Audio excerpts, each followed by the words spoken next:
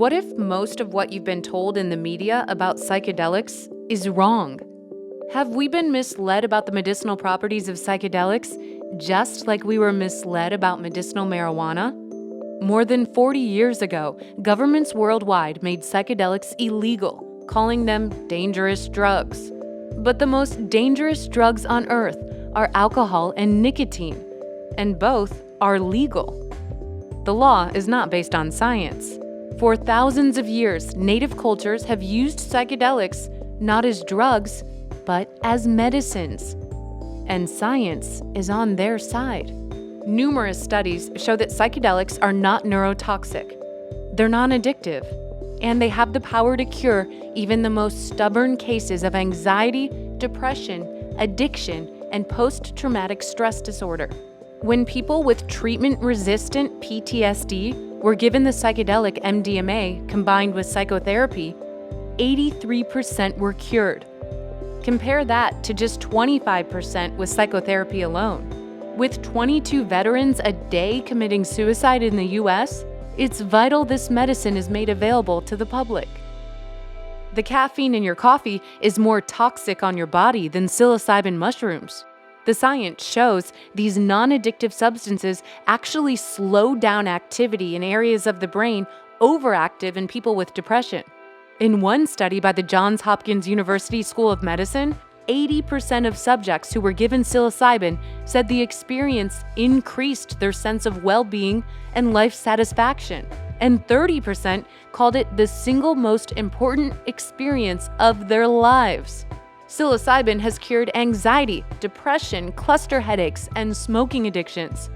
One study from the University of Southern Florida found psilocybin may even lead to neurogenesis, or the regrowth of brain cells. In the 1950s, doctors in Canada used LSD to cure alcoholism, with a 45% success rate. Even Bill Wilson, who founded Alcoholics Anonymous, used LSD to cure his debilitating depression. Wilson unsuccessfully tried to get LSD added to the 12-step program, saying its ability to spark introspection and spirituality was the essential first step. And a recent study shows LSD significantly reduced anxiety in people with terminal illness. A study finds long-term use of the psychoactive cactus peyote does not cause cognitive or psychological harm.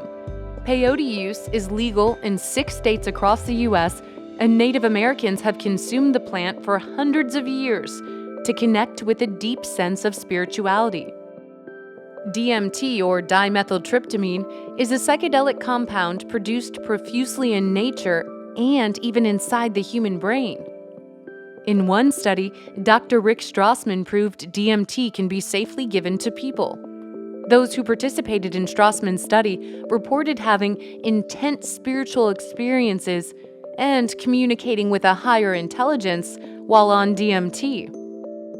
Ibogaine is derived from a West African shrub, and it's known for helping people kick stubborn heroin and prescription pill addictions without experiencing withdrawal.